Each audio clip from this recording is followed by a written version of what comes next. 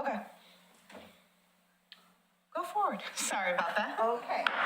We call to order the CIC meeting of August 1st. Roll call. Yes, okay, August 2024. Kanema, Linda is here, of course. Myself, yes.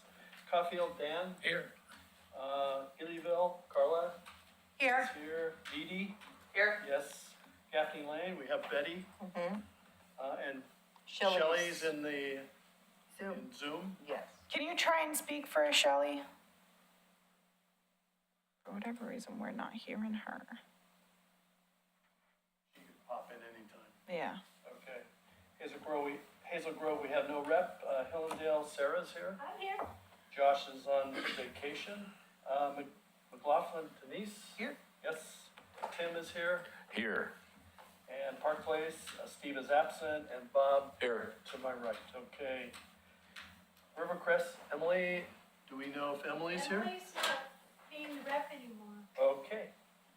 And South End, I'm not sure about Bonnie, if she's, I don't know if,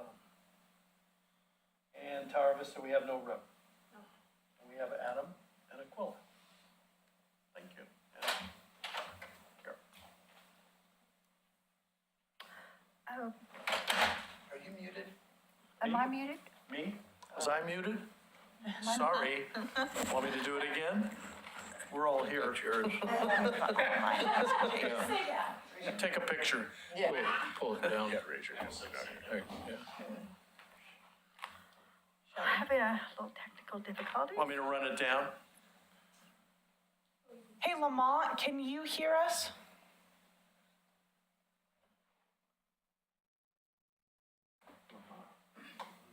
I don't know.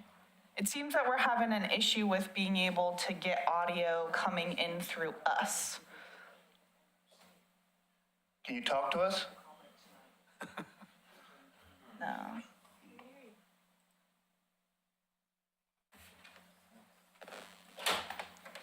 Just give us a moment. Okay, yeah. Interesting. Oh, Shelley can hear him? Yeah. Interesting. There's always something, isn't there? Always something new. Technology.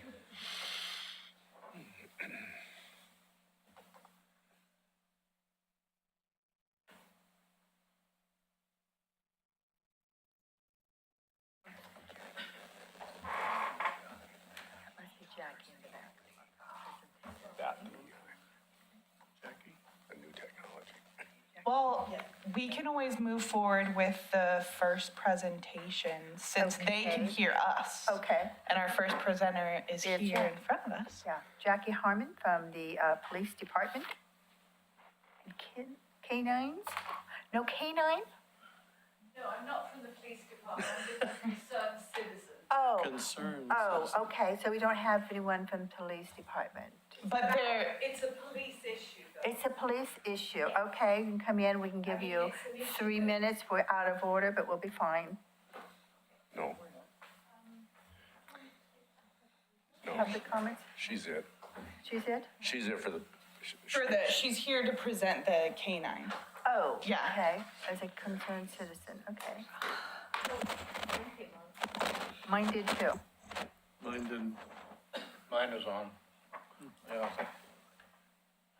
Chair. Mine. No. Well, it doesn't matter. I can watch yours. Okay, so good evening. Thank you for accommodating me tonight. This is about the police and particularly about the canines that operate here in Oregon City. I'm the spokesperson. There are a bunch of citizens out there who are very concerned about this issue. I want to put it on the record that no officer has put us up to this. We organically found out about this issue, and we've taken up the baton to try and change this within the city. So what the issue is there is no budgeted line item in the city budget for the retirement of these canine dogs. And I'll explain to you gradually as we go through the PowerPoint why this is quite the issue.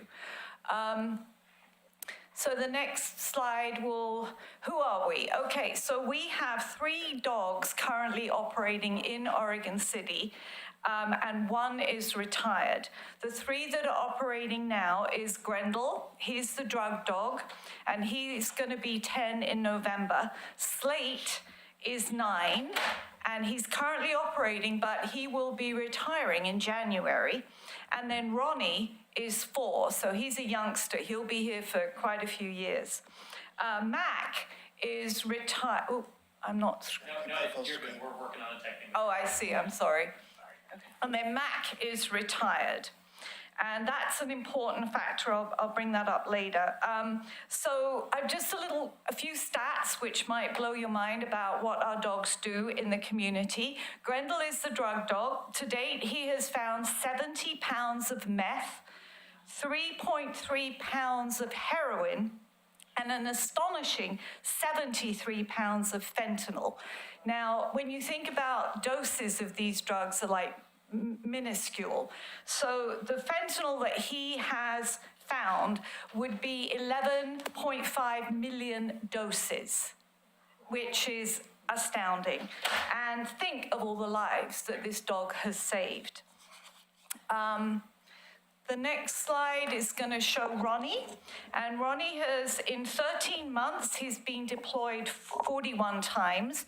Now, Ronnie is classified as like a bite dog. He chases after suspects and he finds firearms. He's captured 21 suspects and he found a gun under a tractor when the suspect ran. So that was evidence that they had to then prosecute that suspect. The next dog is Slate. And this is the one that's going to be retiring in January 2025. He's 9 years old right now. He's been deployed 38 times in 12 months, and he's had 17 captures. And he helped West Lynn Police Department capture a suspect that they couldn't capture in 24 hours. This guy was on the loose, and they brought him over from Oregon City, and bam, he got him. So these dogs do really, really good work in our community and help to keep our neighborhoods and our communities safe. Mac is retired. He's 14 years old now, and he suffers chronic seizures that require constant medication. Once a canine retires, that dog will go to live with the handler and the family. Most likely the family is going to want the dog, but even if they didn't or there was an issue, they can't be adopted. They're too specialized in their training. So really the handlers do take on these dogs. But not only that, the handler and the family takes on all the costs for this dog once it's retired. All the food, and sometimes they have to have specialized food, all the medical care, and all the medication that often they need. Because these dogs are very specially bred for this job. They suffer a lot in their active years with their training, with what happens to them on the job. And currently, we only have 1 retired, but there'll be a 2nd retired in January, and Grendel is 9, so we're not sure how many years he's got. So what they have right now was started by an Oregon City canine officer. A few years ago, this officer found that there was a company that he could go to and send them pictures of the dogs. They would make the dogs in similar coloring and put little vests on with their name. And then these policemen take their dogs around to different activities, National Night Out, I'm sure you'll see them. They go to schools, they do an online social shout out now and again to sell them and get donations. And for every dog that's sold for $20, the canine fund that is the current fund for the canines gets $10. So you can see it takes a lot of dogs to build up a big, chunky retirement fund for these dogs. It takes a lot of toys to be sold. And mainly these officers do it on their own time. This isn't PD time. They come in on a day off and they'll do an event, etc. They also can donate. People can just generally donate. They don't have to buy a dog. And all the money is fiscally handled through the Clackamas County Peace Officers Benevolent Fund. There's a section in that fund which is just for Oregon City PD canines. I've covered all that. So, medical care. Currently, each dog requires its own, as you can imagine, individualized medical care. The veterinarian that they use is the Pioneer Animal Hospital, and they get a discounted price, which is wonderful. Pioneer Animal Hospital is really great. But once they've retired, these dogs don't get the discounted price. The handlers then have to cough up, and their families, the full whack. The routine, just to give you an example, this is a routine checkup for Grendel the drug dog in 2023. Was nothing wrong with him, he just went in for a routine checkup. It was $1,200. Now, the PD covered that because he's an active dog, but once he retires, that bill has to be handled by the owner, the dog handler. Food is right now donated from Wilco, which is great. Good shout out to Wilco. But Grendel has to have a specialized food, so it costs $115. Again, this is covered right now by the PD. But once these dogs retire, the food has to come out of the handler's pocket. So the current fund, this is wrong. I checked up today. I think Chris Wadsworth is on the in the Peace Benevolent Fund. So she, we checked up with her. Currently today there is $6,432. So that's a lot of dogs sold, the little stuffy dogs sold. There's only 6,432. So K9 Mac that retired, his handler in 2023 alone spent $2,700 on this dog. So you get Mac retired, then you get Slate in January, potentially Grendel very soon. You could have in the near future 3 dogs retired with huge bills that the families then have to cover. Grendel suffers from arthritis already. He has to have monthly shots. They're expensive. Ronnie and Slate are pretty healthy, but Slate's 9 years old and will be retiring. So hopefully he'll stay in good health. But Mac suffers from seizures, and that's why $2,700 went on him in 2023. So what I'm here to ask you for is potentially some support, because we want to take this to the commission so that the city budget has a line item for these dogs. I mean, these dogs were sworn officers. They're actually brought in front of the commission. The mayor swears them in.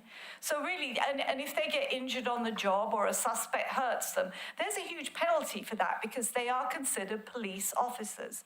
So when they retire, we feel it's only honorable that the city should provide some level of care for them in their retirement. And the amount we're sort of thinking about is $15,000. Now it's a 2-year cycle, I believe, the budget. So we get $15,000 one year, $15,000 the second year. But then when the budget cycle starts again, this wouldn't accrue. It goes back to zero again, and then it's $15,000. So we're not asking for a huge amount, but we do think these canines and their officer handlers deserve this recognition from the city. So I don't really know how to go about it. I have bought some letters that people could sign, and I will be collecting them and hopefully going in front of the commission within a month or two to talk to them. I don't know if there's a procedure here. Maybe I don't really know how it works with the CIC, but they keep our neighborhoods safe. We'll have, ask some questions, and then, okay, Bob's got a question.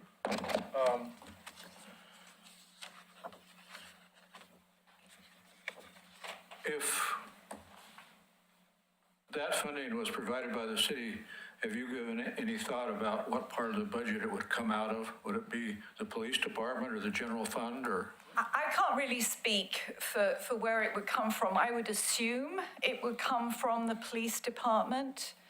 I would assume that. Okay. I'm not really sure. Denise? Is there, the little dogs are cute as the dickens. Is there a plan to have them for sale at the neighbors' night out? Quite possibly, I think so. But I see it more as an issue of we have grown men and hopefully in future women on the police force. We have grown men who put their lives on the line every day for this community, selling stuffed toys to be able to take care of their dogs in their retirement, it's a nice community thing. It engages children, but I don't think they should be doing this. I don't think they should have to do it. If they want to do it and it's an outreach at schools or National Night Out, great. But I think it's almost demeaning for these adult men to stand there trying to sell stuffed toys to take care of their dogs in their retirement. Denise? Is the 15,000 a year for the whole general fund, or is it per dog? No, for the whole fund. Yes. Yes. Tim? Jackie, have you or your group done any research into other police organizations as to what they do and how they do it? Good question, and no, we haven't. We just felt that it was a relatively small ask for the amount of service that these dogs and their handlers give to our community. Did you have one, Edie? My thought would be possibly at the nights out, if they're selling the dogs, if they had a letter of intent, maybe some people would want to sign it that shows backing, something I would sign. Sure. I'll probably be there and I'll hover around the police booth and I'll have these letters and people can sign them. I was just wondering if there was anything the CIC could do that was maybe a little more formal, considering you represent the neighborhoods that these dogs keep safe, you know? What is the plan to bring in new dogs then? Is that there because these are retiring? Yep. And where does that money come from? And how are they bringing in the replacements, the next generation? I really can't speak to that budget-wise, but I do know, I heard today that once Slate, in fact, they've procured another dog for Slate's replacement. And that dog, I think, currently is in California, will be coming up in the fall, I guess, and be training, and then will take over when Slate is retired. But yes, there will be replacements, because I think the PD realizes how great they are, what an asset. Carla? Has our police chief, has he given any thoughts about this as well, on his opinion, or since it possibly could affect his budget?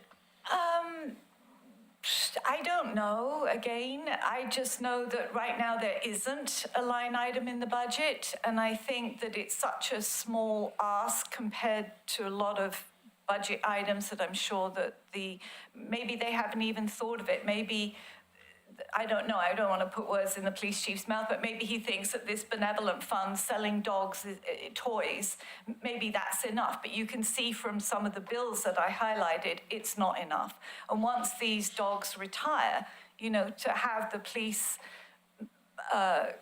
the man or woman who's been, this is his partner, they don't want to see the dog suffer, so they're going to cough it up and pay, but I don't think they should. I mean, these are working dogs, they've served the city, I think there should be a retirement fund, and not only me, but a bunch of other people too. And we have been collecting letters and people have been signing them. Yeah. I think to answer Jackie's question is what the CIC could do. I think the CIC could talk about it and vote and send in a letter of support. So that you could take that to the city commission if indeed that is what this body chooses to do. That would be really brilliant. I would love that. I also have a question from Shelley, but I'm wondering if we fix the audio issue. Shelley, would you mind speaking? Yes, we can hear you now. Oh, wonderful. Thank you. Jackie, what is your last name? I'm trying to take notes. Yes, Jackie Hammond-Williams. Thank you. And then you also asked if there's a number that you can call in I on. was just going to try to call in, but you guys fixed the audio, so we're good to go. Awesome. Okay. Thank you. So if there's no more questions, we thank you, and we'll have a discussion. And you want to put in a question? I'd like to put forward a motion Okay. to, I have a question before you put a motion in, please. yes. Okay. So there is funding. It seems to me that the funding from the police should be for the whole duration of the dog's life, whether they're serving or not. And it seems almost like they've given this service. It's no different than health insurance for police officers after they retire. Yeah, So exactly. It seems to me like, I mean, I completely support the fact that they're trying to raise funds by selling these stuffies, as it said in the slideshow. But it seems to me like this should be directed towards the police department. If they're going to have canine dogs in the force, they should be funding them for the duration of their life, whatever that looks like. But it's not happening. Well, I understand it's not happening, but I don't know how the CIC or the neighborhood associations can truly do anything to change that. We can make a motion. We can make a motion and we can write a letter in support of the dogs being taken care of after retirement. That's what we can do. Jackie can ask for money at the budget meeting for the commission. And then they can decide how they're going to give the money. I think what we're giving is more support, all neighborhood support for the issue. So that's Yes. what we're doing. Thank you. Does that help you, Shelley? Yes, Okay. that's fine. So can I put forward a motion? Yes, is there more questions? I did have a question. I do think that you need to take it before the police chief and let him know. And also, I like the fact that Tim brought up looking at other organizations, because there must be other organizations that deal with this. And I agree, they are an officer and they should get retirement and they should get medical, and, I mean, they should get that. They are an officer. So I agree with you on that. Okay, thank you. Thank you. Any other questions? One more. One more, okay. If the option is not to take if the officer is unable to take care of the dog, aren't they put down? Because I don't think they're They just can't be open for adopted, adoption. so, you know, if there was a really horrendous bill that the officer, either a working officer now or maybe the officer himself is retired and they can't pay it, then I guess they would put the dog down because they're not gonna Yeah. pass the dog on to anyone else, We yeah. have to support our police Yeah. department. Yeah, yeah. Any other questions? Bob? I'd like to put forward a motion to write a letter to the city commission to consider a budget adjustment to provide $15,000 per year for the care of retired canines. Okay, can we go on break? Because we're having some more audio issues going through, in which that motion might have to be restated. Okay, sorry about that. Okay, well, thank you so much Thank you. anyway. Thank you. Appreciate We your time. this, Jackie.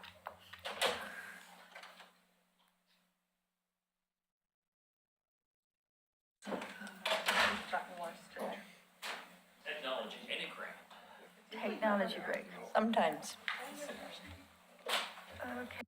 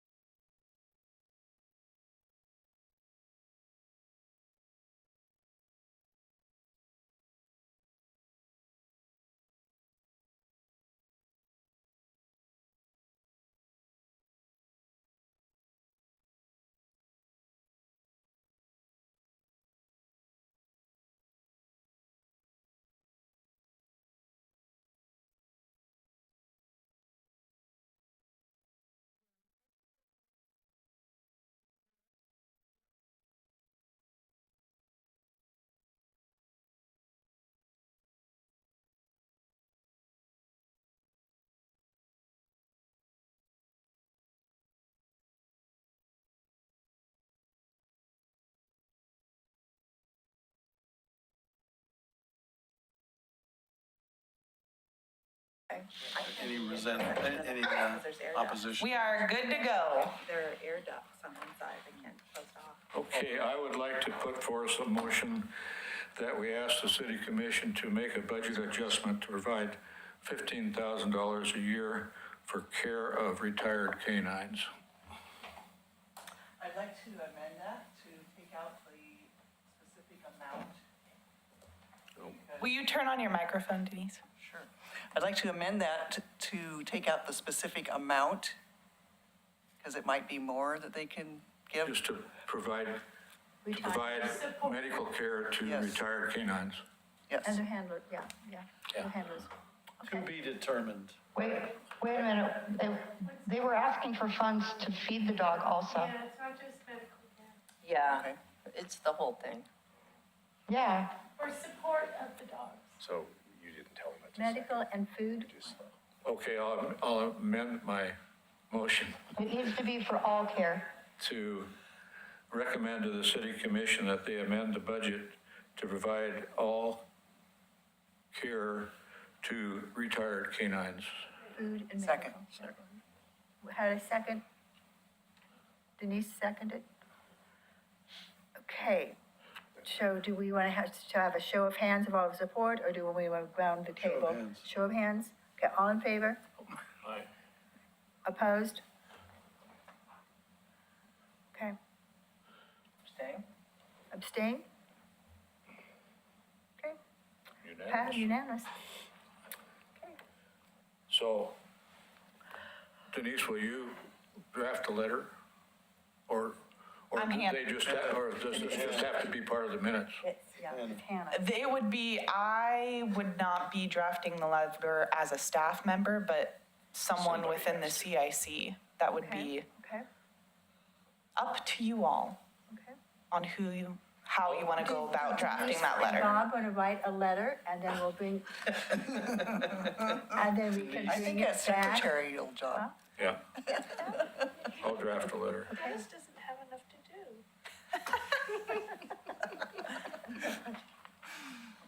So Bob, you're gonna draft it? Is that what I heard? And you can approve it. Okay. Run through, Yeah, and go then ahead. we'll You run have my through. email, right?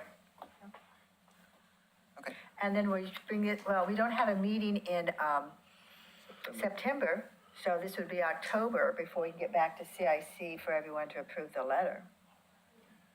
Can you send the letter out by email? By email, if And we give approve it it to that way. Hannah. If you give it to me, I'm happy to Hannah send it forward on. around, and we could all look at it and approve it. Does that meet with everyone? Yeah.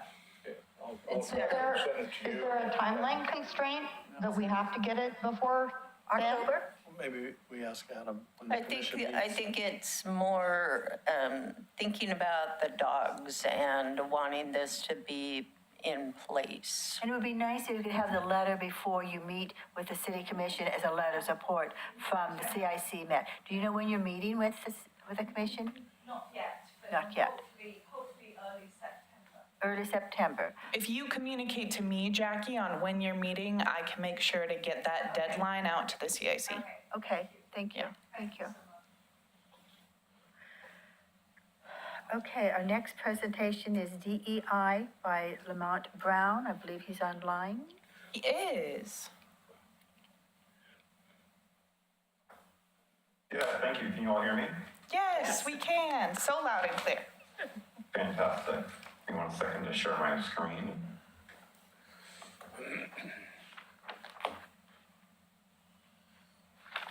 Great. Can you see my screen? Yes. Fantastic. Well, thank you for having me. I'm really excited to be with you all this evening. My name is Lamont Browne. I've worked as a consultant for the last 7 years. Prior to that, I spent 15 years in education as a teacher, principal, and school district administrator. And had the pleasure to working with Oregon City for several different projects now over the last 3 years. And so I'm here to share an update of our current project, as well as a quick recap of the previous project that we worked on behalf of the city. What you see on the screen is my current team, myself and 3 other consultants who have a variety of different expertise areas, from data analysis, HR, communications, community engagement, and of course, organizational improvement, and specifically DEI initiatives. And so I want to start just by grounding us in DEI. DEI standing for diversity, equity, and inclusion. It has a lot of different connotations in many different parts of the country. But essentially, diversity is the idea that we're all made up of different experiences, different beliefs, different learning styles, communication styles, backgrounds, education levels, marital status, etc. And so this screen, the image you see on the screen here is something I've used in training sessions to help people understand that DEI is not just about race, it's not just about gender, but it's about all the different aspects of who we are as a people that make up the rich diversity of different organizations and different communities. And one quick example of the difference between equity and equality. Equity is the idea, equality is the idea that everyone gets the exact same thing, which we can imagine is definitely fruitful in a lot of ways. Equity is the idea that you get what you need to be successful, and resources are shifted to make sure that everyone has adequate access. And hopefully the image you see here really shows that in a big way. And so this is something the city is very, very committed to. In 2022, the city commission approved a resolution to support racial equity and DEI in an effort to create a safe space for conversation and learning opportunities. As a result of that resolution, they hired a consulting firm to do a little bit of work. And so in 2022 and 2023, my team led a project where we created a community DEI task force made up of about 20 community members who met monthly for about 3 hours, sharing their experiences and their perspectives and their ideas on how to strengthen the rich Oregon City community. The second phase of work was a DEI assessment where we spoke to staff members to understand what was working and areas of improvement within the city from a workplace standpoint. And then we used the community DEI task force, those community members, as well as the staff, to collaboratively develop a DEI framework. I'm sorry, my slide's a little bit out of order. But this document you see on the left side at the time was the DEI action plan, now called a framework to help drive some of the work of the city. And so you can see the commitment that they share there on the right side, where the city strives to be a place where all people, regardless of their background, regardless of their identity, feel safe, respected, and valued. Working to ensure that all staff feel a sense of belonging. And all city services and programs are equally available and accessible to all residents of Oregon City. And so that is the framework that the organization is now using. I know it's hard to see here, but there are 4 priorities, and you can see what they are here. So I'm just going to read the top header. The first one is fostering and sustaining a feeling of belonging and inclusion for all Oregon City staff members. The second one is to strengthen the city's approach to talent recruitment, selection, development, and retention. The third is demonstrating individual and organization-wide commitment to DEI through communication, training, and accountability. And the fourth one is weaving a culture of diversity, equity, and inclusion into the fabric of all external-facing work of Oregon City. And so that framework you see right here concluded the work that was done in 2022 and 2023. And the city really wanted to build on that work. And so my team was hired this past spring to launch the current phase of work. There are 3 components of this phase. One is a DEI work group where we have a group of about 35 staff members who are meeting bi-monthly to brainstorm and strategize how to strengthen the Oregon City working experience. The second phase is staff training, where we're doing leadership development training and DEI training for staff across the organization. And the third is a community DEI task force. And so we have some returning members as well as some new members who are part of that task force. And that's really the drive for me speaking to you all today, is to inform you of that task force. Obviously, the image you see on the left side is a document that's hard for you to see. But if you take a picture of the QR code, it'll take you to the link on the city's website. They shared with you more information about the city's commitment to supporting all individuals in the community and the opportunity for folks to join the community DEI task force. And so you can see here kind of summary focus to create a safe space for participants to provide input and insight that will be shared with city leadership, collaborate on key decisions regarding the city's DEI framework, and collaborate with Oregon City leadership and the internal DEI committee and work group to ensure timely and effective implementation of the DEI action items that you saw there on the framework. And so my last slide here shared with you some of the upcoming meetings. Again, we meet bi-monthly from 6:30 to 8 o'clock in the evening. If anyone is interested in attending, or if you have any friends, colleagues, or neighbors who you think would be interested in attending, please encourage them to email me at the email you see below. And again, the QR code in the previous slide shared a little bit more information about the project and the purpose of the DEI task force. I want to emphasize this is for everybody. There is no one excluded from this, and so all people are invited to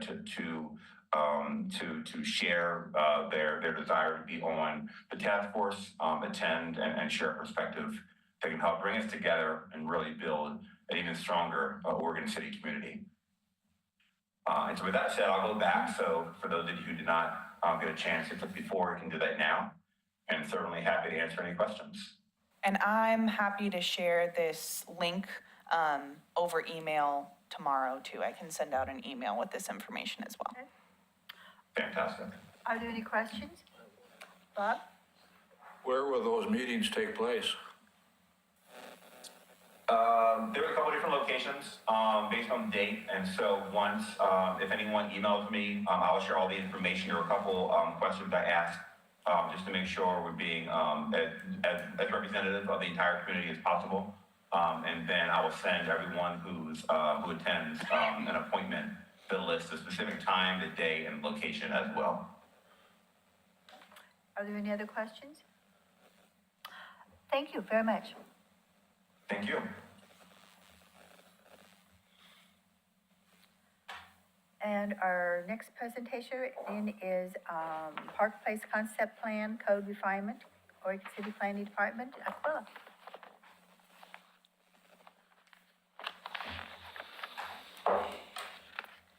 Do you have the clicker up there? Good evening. Okay. Gotta get this set up right. Can you hear me? Yes. Okay. I'll try to remember to look to my 3 o'clock and That's all right. Don't 7 hurt your o'clock. neck. I'm Aquila Hurd-Ravitch. I'm the Community Development Director, and I am here tonight to bring you an update on the Park Place Concept Plan Code amendments.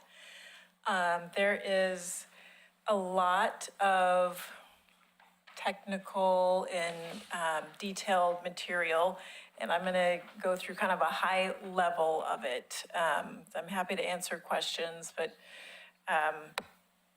anyway, I will just dive right in and try to keep it moving. So what I'm going to present to you is an overview of the process that we started back in May of 2024. And we, the planning staff presented draft code to the Planning Commission, and we're almost through that draft phase, and then the next phase will be to start the legislative public hearings. So I'll talk a little bit about what we've done so far, and then I'll try to reserve some time at the end for questions. And I think I'll keep going. Let's see.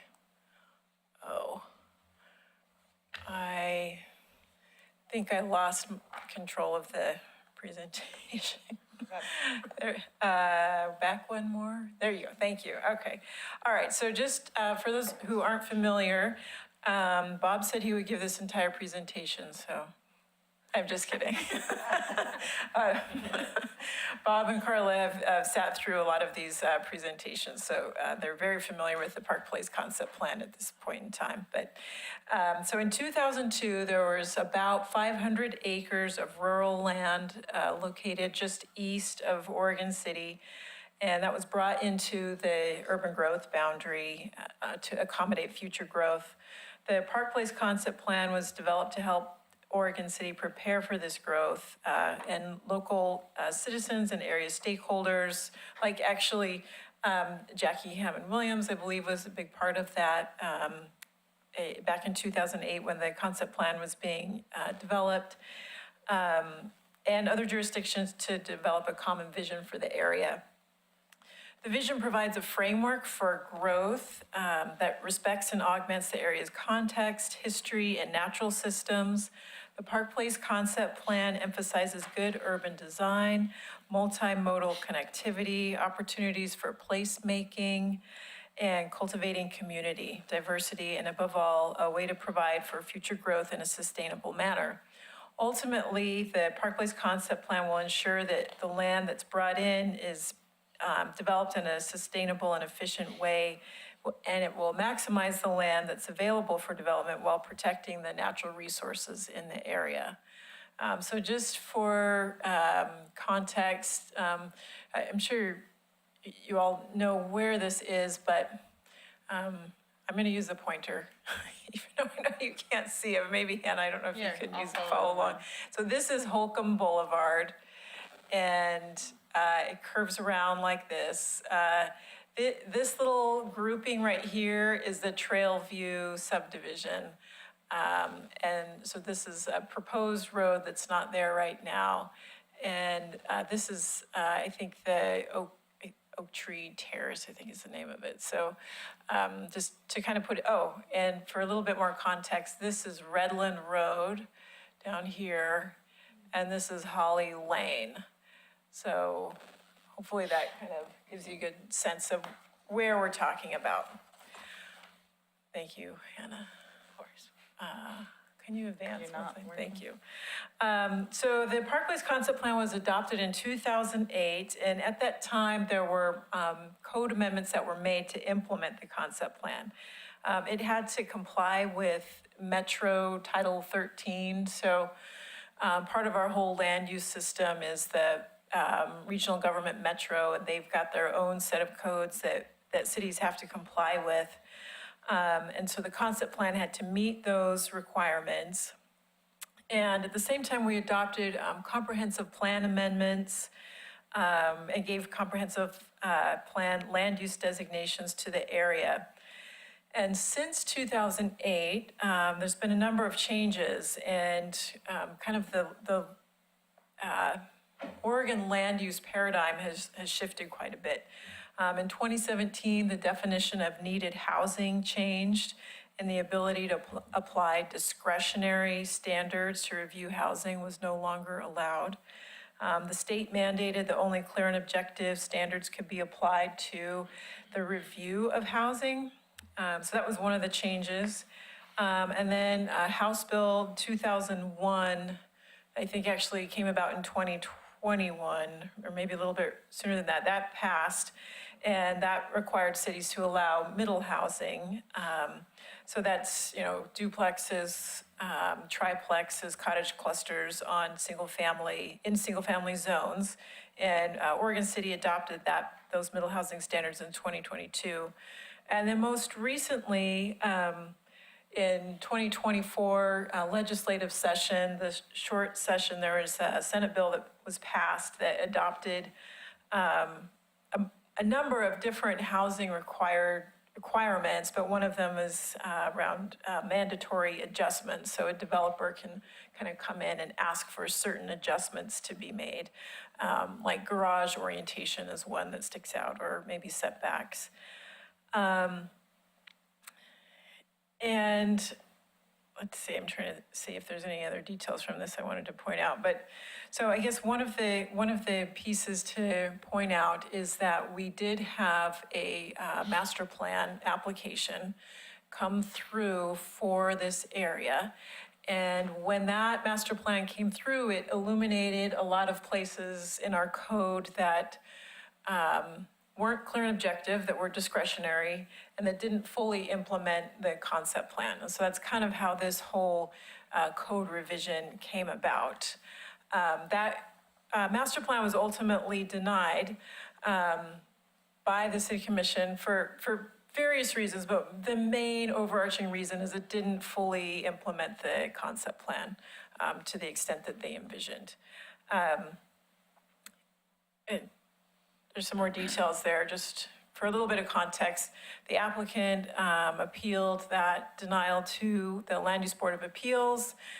They remanded it back to us, so LUBA basically said, city, you got that wrong, you gotta try again. And then we said, hey, we want another opinion, and appealed that to the Court of Appeals. And then they basically said, LUBA was right, so here you go, city, give it another shot. So anyway, all of that kind of led to us starting this code revision process. So it worked. So the concept plan was drafted principally on these 11 key elements. And in 2008, some of them were codified. Some of them were implemented through design standards. Others were envisioned to be implemented by future zone changes. And following the adoption of the concept plan, there were multiple infrastructure plans that were updated, like the transportation system plan and the stormwater plan, stormwater and grading design standards. And so some of those things incorporated key elements like the first one, 2 primary north-south transportation connections, a system of trails, pedestrian and bicycle connections, and the green on-site stormwater treatment. So there were attempts made in addition to some of the code changes to get these elements implemented into code. Okay, so the work today, I've kind of gone over that a little bit. And so since 2008, like I mentioned, we did comprehensive plan amendments to assign these land use designations, so low, medium residential, and mixed use corridor. Part of this is, so this green, yellow, lime area, this is all annexed into the city. And this is a medium density, R5. And then this little green area is neighborhood commercial. So that's some of the actions that have taken place. The site plan and design review standards were updated. We have adopted geologic hazard and natural resource overlay districts. Those were amended. We actually added R5 to the code. That was a result of the concept plan recommending that we have another medium density zone that could give more housing diversity. And then the neighborhood commercial that I pointed out was refined a little bit to just restrict the size of standalone commercial buildings and allow live-work units. So that was some of the work. So when we started this in the spring, we started by reviewing those 11 key elements that I pointed out, and we compared them against the existing code. And I included that in your packet if you're really super interested. But it went into some detail about the element and then where you could find it in the code or what needed to be changed. We presented that to the Planning Commission and they gave us some feedback, and so you'll see some of that feedback in red font. We have been working to revise the code, keeping in mind some of those legislative changes that I had mentioned earlier, and then we identified these 7 chapters that needed to be refined, and I think actually I left one of the chapters out of this list, but so it's the definitions, it's medium density. We also are making some refinements to low density, because there is some low density located in the Park Place concept plan. The residential standards, so that would be design standards specific to Park Place. Neighborhood commercial, site plan design review, and that's going to be specific to park and trail dedication. That will also get reflected then in the land divisions. That's the code that we use to review subdivisions. And then the master plan code was amended as well. Okay, so this is probably the even more interesting / boring part. So I'll go through it kind of quickly, but, ask questions. And then we did set up a project webpage if you want to dive into it a little bit more. But so we're proposing refinements to Chapter 16, where we talk about street design and alleys. We're going to allow some modification of the alley requirements in the NROD, the geohazard, and this transition zone, which is actually kind of, it's not a zone as in land use, but it's a transition area that's also newly added to the code. And the point is to buffer existing development in the Trailview neighborhood and whatever kind of neighborhood may already be existing outside of the concept plan. We're trying to set up some code that would buffer that development from new development. So that's one of the changes. Then definitions, we had to add quite a few definitions because we added a lot of specificity around architectural features and what will be required of some of the housing units in the concept plan. So we defined every single one of those. It's a pretty long list. I named 4 of them here, but there's quite a few. So this is the low-density residential.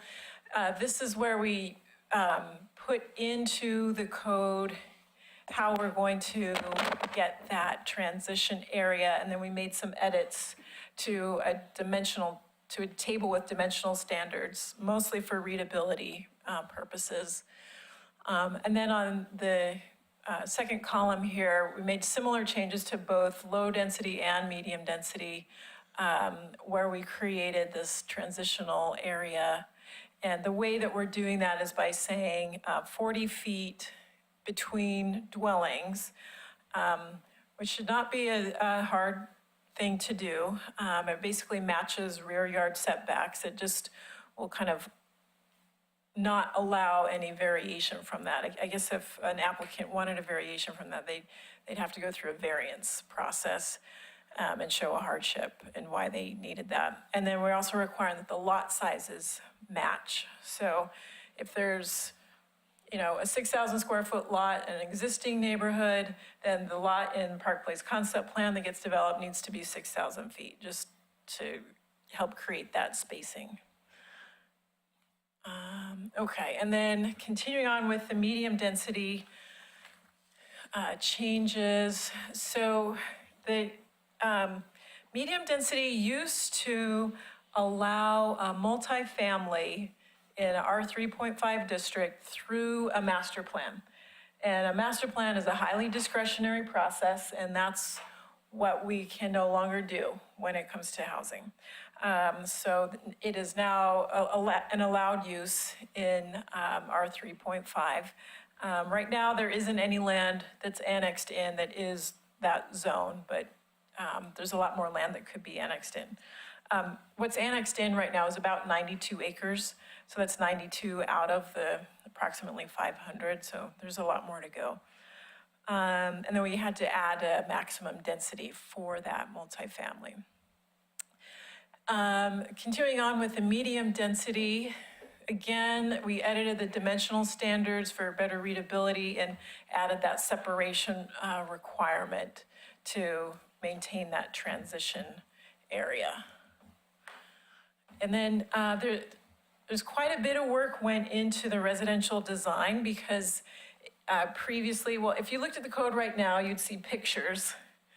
And basically we're saying, we want your house to look like this picture. That's not clear and objective. That's pretty discretionary. So we had to kind of get rid of the pictures and be very specific about what kind of design standards needed to be included. So they are the roof design and pitch, massing, which massing means how much building there is. Like, do you have, sorry, this is a bad example of massing, but I realize it's kind of a wonky term. Like, is your building just a rectangle like this? Or are there dimensions to it? Is it the same size, but it's actually got different heights and some of it's set back and, you've got, your living room sticks out and the sides are kind of set back, or you've got a wing over here. And so you end up with the same amount of square footage, but it's not just one square. That's massing. So we have requirements around that, requirements around porches, pedestrian connections, architectural details, materials, windows, garages, accessory structures, all of that. Would you like to stop with questions now, or do you want me to keep going? Would you rather just give you all your presentation at one point, and we'll come back with the questions? Sometimes questions or answers we go through. Okay. Okay, is that okay, Dan? We'll give you the first question. Well, I was kind of curious on the 5-story buildings, what the rest supposed to be, but they're looking at, see if you handle it. Make a note. Okay, all right. I will keep going here. Okay, more changes to residential design. So one of the elements of the concept plan was to have housing diversity. So we added some standards around that to promote more diverse housing types. And we want to see a minimum kind of mix of housing types. So the way that we came up with this, we looked around at various cities and how they did it, and some were super complicated and some seemed rather simple. And so we tried to go with the more simplified version, which was if there is a certain amount of land, so 2 to 10 acres, then we would expect the developer to propose 15% of the units to be middle housing units, so duplex, triplex, quadplex, cottage clusters. And that way we will see some variation in housing type. That's kind of one of the bigger changes that we've added. Okay, and then neighborhood commercial. We're still putting the finishing touches on neighborhood commercial. Our planning commission next week will kind of go through some of the discussion topics that the planning commission had on neighborhood commercial. But this is what we've got so far. So if you remember on that zoning map, the neighborhood commercial is identified in an area that is, right now, it's not next to any major thoroughfare. And so we had an economic analysis done. It was kind of a quick update because we had a full-on analysis done back in 2008, and then we asked the consultant to do an update. And that update indicated that without a certain amount of density housing in the area and some kind of transportation system that would actually bring people to neighborhood commercial, it's going to take a long time for it to develop. And so the Planning Commission felt that one of the things that's probably more needed and will develop faster and could change over time is residential. So right now, the code for neighborhood commercial limits the amount of residential to 50% of the building square footage. And the proposal is to increase that to 75% of the building square footage. And so that would allow a little bit more flexibility. The other thing that does is if we maintain the requirement for ground floor commercial, if a building can go up to 3 stories, and if you kind of think about it in thirds and you've got, I guess that's thirds. Anyway, you've got your commercial on the bottom and then you get a little bit more residential on top with a couple of stories. And live-work units are still allowed in the neighborhood commercial. We added some landscaping standards, and then we created a new section in the neighborhood commercial with additional permitted uses. One of the key elements is to see some kind of civic use, and so that would go in the neighborhood commercial, so that's an additional use or permitted use.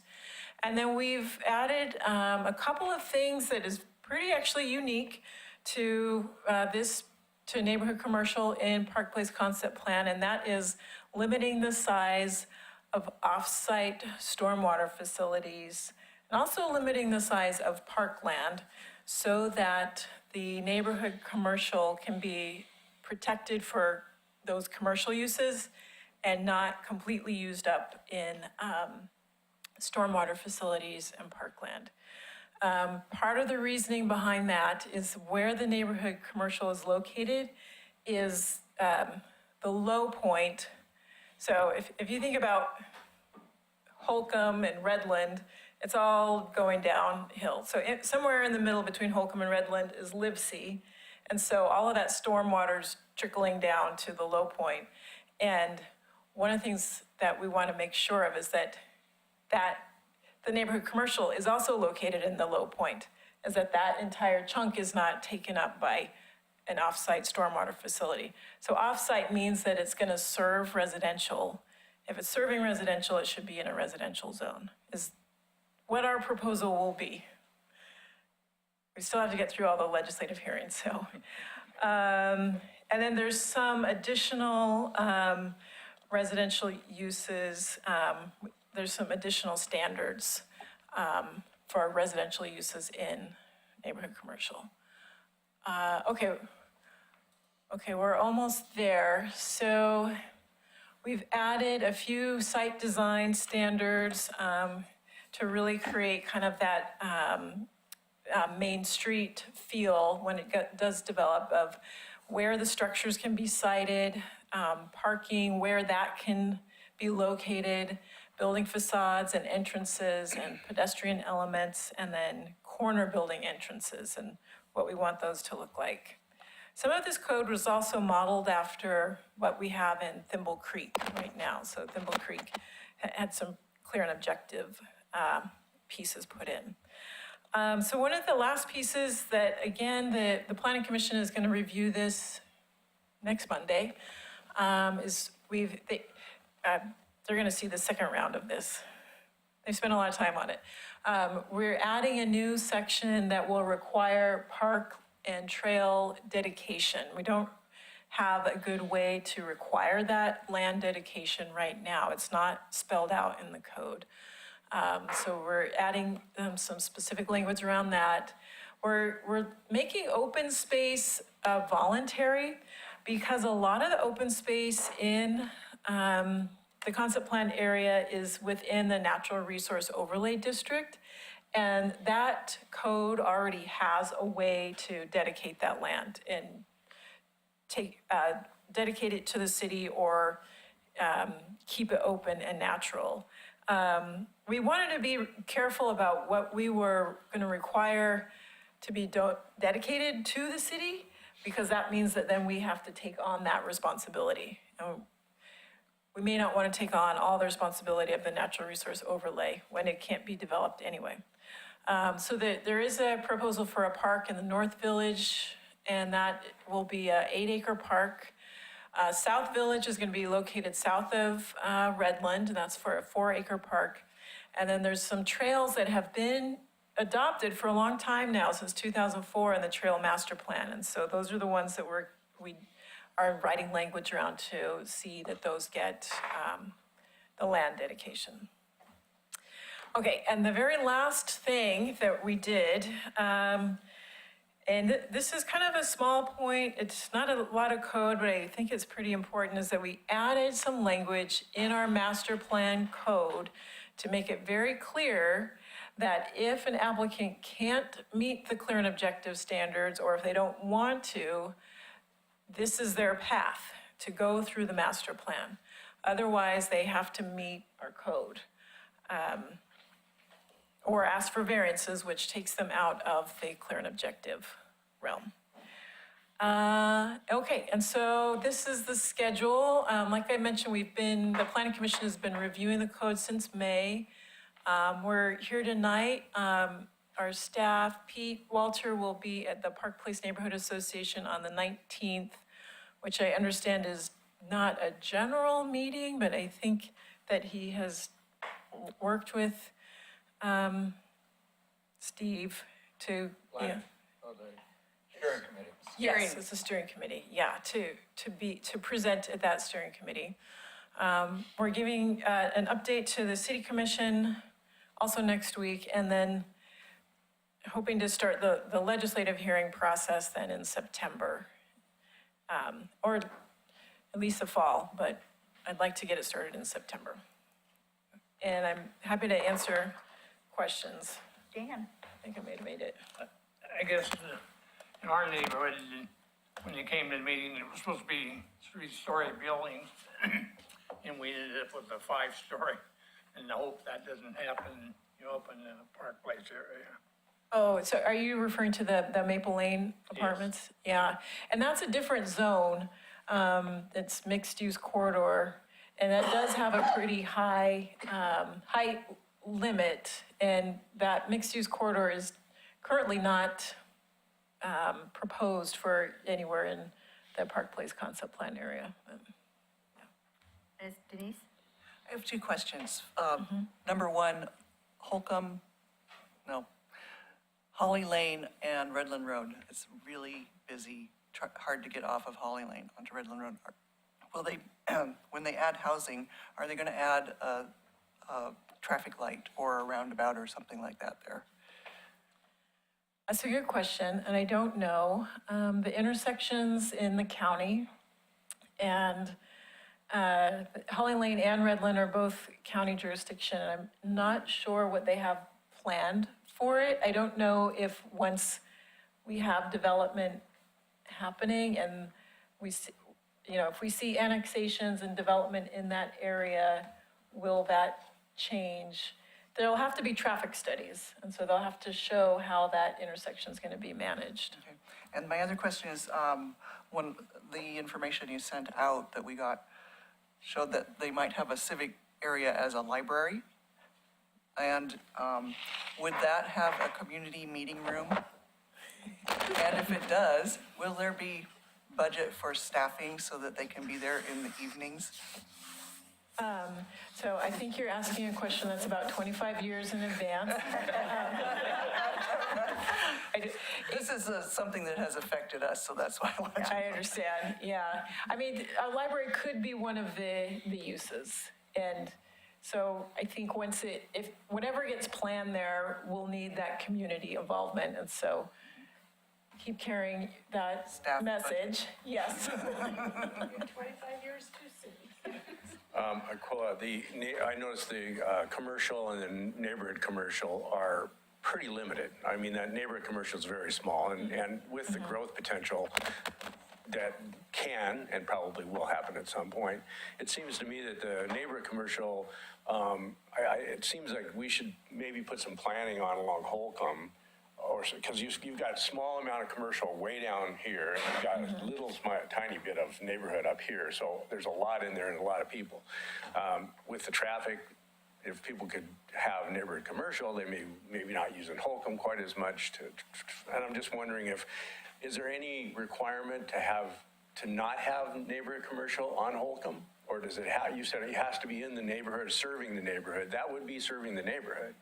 I'm just curious if that could be, is that something that could be carried on if need be, or added? So let's see, couple of things. One is that, so what I showed you is what is annexed. The actual commercial area is quite a bit, this is Live C right here, is quite a bit bigger. It's supposed to be, I think, closer to 14 acres, and probably what's annexed right now is maybe about, I'm going to lose count, but I think it's around, let's say, 6 to 7 acres. I'm not even sure if it's quite half of the total amount. So the intention is for there to be more as the annex is in. The question you brought up about can we move it, Commissioner LaSalle brought up during Planning Commission, if we're going to have it at all, should it be there? And I'm not exactly sure how to answer that, other than this whole idea was around creating these kind of village centers.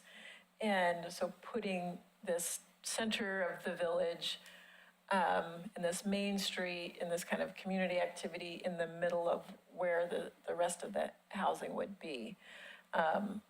Could it get moved to Holcomb? So I'm not going to say no, but it would require, changing some comprehensive plan land use, changing the zone, And then I don't know exactly where it would go at this point, because a lot of that area is developed with residential. Well, you have, I mean, there's a mixed-use commercial zone, zoning term, right? I mean, there are areas that have a lot of property up there that potentially could be used if need be. I know of quite a few large tracts of property that are currently held by somebody, but if they'll sell, potentially there could be something like a mixed-use commercial zone that would allow more commercial. It seems to me if you're looking at a long-term plan, that's something that really should be looked at is commercial and neighborhood commercial and mixed-use commercial. But I just didn't see very much of it, and I appreciate your comment on doubling the size of what's currently there, but that's only 14 acres. That's still not a whole lot for that size of property. Yeah, yeah.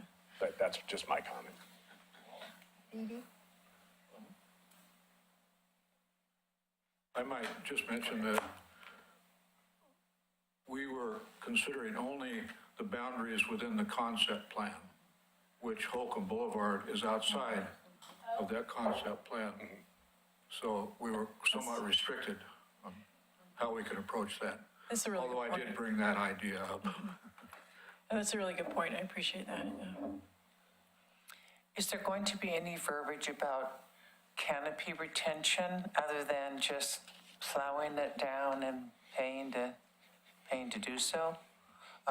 Because that is an Enrod area, and the oak trees up there are at least 200 and 300 and 400 years old, and those are worth at least saving a handful of them on each development. So I was just wondering if there's going to be any, because that could be part of our city's action climate plan, as I keep bringing up. Right now, there isn't anything proposed besides the Enrod areas. So the Enrod areas are mapped in that throughout the concept plan, and so they will have to be protected. But our Enrod didn't count if it was outside of our city, didn't it? Because our Enrod was only We have it, within our well, we have it mapped, so when the land comes in for annexation and for development, we will look at that, look at where it's been mapped. Any other questions? Anybody online? Okay. What is Inrod? Oh, thank you, I'm sorry. Natural Resource Overlay District. Thank you. Yeah. Is there anybody online? Do you have any questions, Shelley? No questions, thank you. I'd like to make one statement. Okay, Bob? When we considered this Park Place concept plan, the objective was not to change the concept plan. It was to gain clear and objective standards so that we could get through the lawyers and all the courts and whatnot if anything came back up. And in my opinion, I think that, and I'm kind of a self-appointed expert of the Park Place concept plan over the years.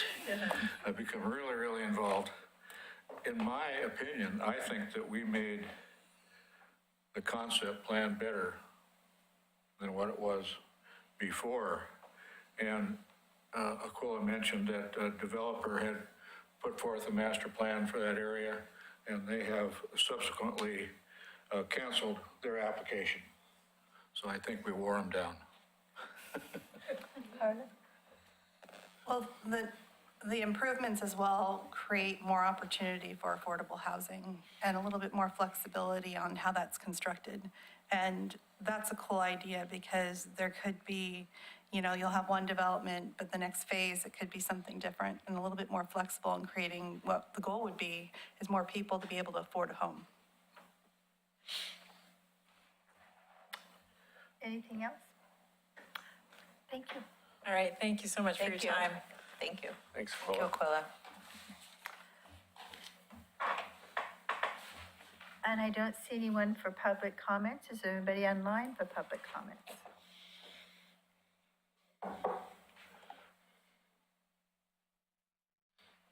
No.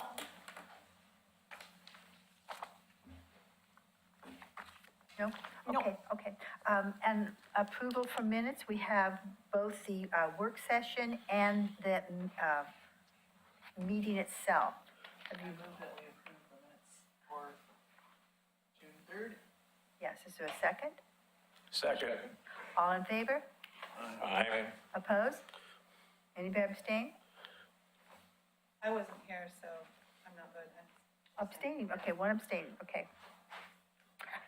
And general business, we have a Dave Hunt from Gaffney Lane, wants to be reimbursed for A-frames. Do you have that information? Dave is joining us online. Okay. Can you hear me? We can.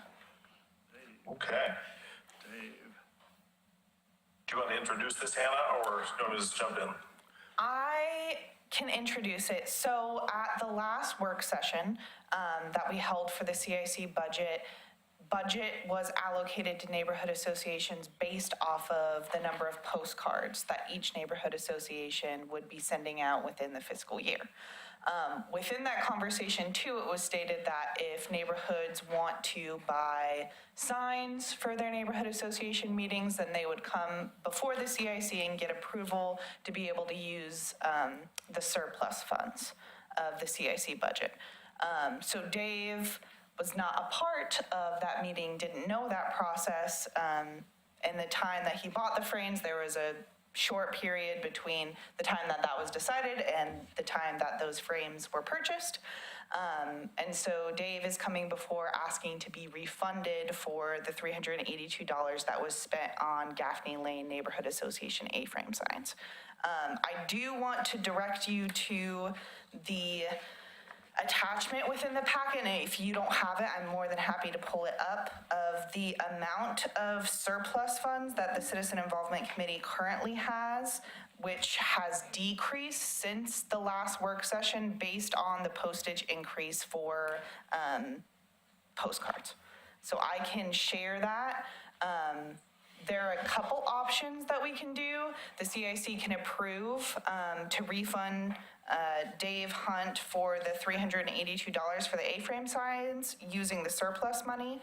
The CIC can deny it, or the CIC can encourage those funds to be drawn from the Gaffney Lane Neighborhood Association fund. So instead of restricting the neighborhood associations to only using those funds for postcards, they can use it for whatever purposes, well, within reason of making sure to advertise for neighborhood associations. And then when it comes to the point where, again, the neighborhood association, one specific neighborhood association is short of funds to be able to send out a postcard mailer, that's something that we can visit when that time comes, making sure that we take a look at our funds, not only every month, but really diving in halfway through the year and estimating who might be falling short and how we can manage that at that time. So the total funds we have available are the, $407.28. okay, that's all for the end of July, or that was last year? Or? That's through the end of June. Through the end So of the new fiscal year began in, and I will share this, that way everyone can see. And of those online, are you able to see the budget? Let me just make it full screen. Yeah. So I highlighted some things. The main difference, well, really the big difference between what we had agreed upon, what the CIC had agreed upon at the work session and this new budget is the postal increase. Postcards used to be 51 cents per postcard that were sent out. Now it's 52 cents.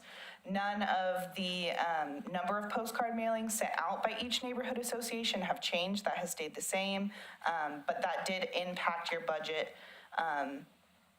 So $407.28 would be the remaining with the surplus or the carryover from fiscal year 2023, 2024.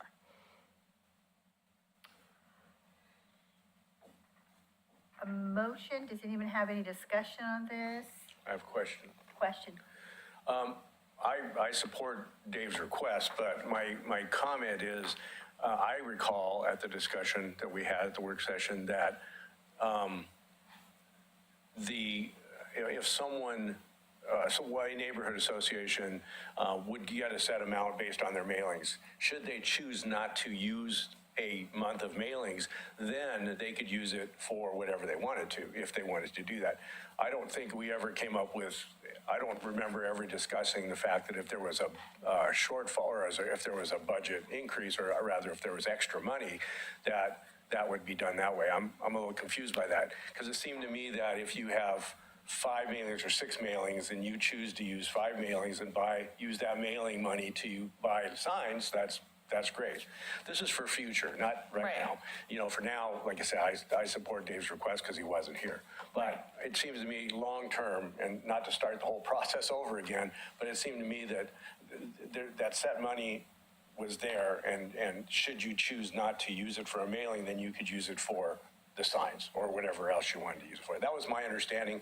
If I'm wrong, I'm wrong, but. I don't think that you're wrong at all. My hope is to gain through this process to clarity, because Gaffney Lane sent out a postcard for that month and purchased signs. So I just want, if that's the way that we're moving forward of, okay, neighborhood associations have the discretion to be able to utilize those funds. And if they happen to miss out on a postcard mailer down the line or choose to forfeit a postcard mailer, yeah.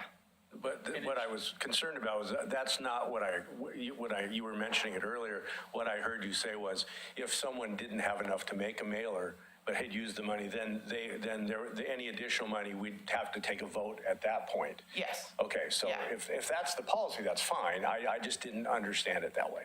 So The other thing that should be noted was this happened outside of the normal procedure where the funds would have been drawn directly from Gaffney Lane, and then we wouldn't be having this conversation. Right. So that is one thing to note. And again, that was because not knowing the policy. Right, and I'm really just talking, not specifically about Dave's request, I'm talking about futures. That's really why I bring it up. Thank you. So, you know, we've had these discussions about budgets, and, you know, my neighborhood had a smaller budget than a lot of neighborhoods, while my neighborhood's rapidly growing. I thought the discussion was understood that it would come out of the neighborhood budget, and then if the neighborhood needed extra funds for postcards, then they could borrow from the surplus. The reason being is if we all borrow, oh gosh, we can borrow signs from the surplus, then we're gonna overspend. And the idea would be to try to work with what you got, and obviously if you're needing more postcard money, then that surplus would apply. And just to clarify, I might say, Madam Chair, my assumption is that this is coming out of the Gaffney Lane line item as well.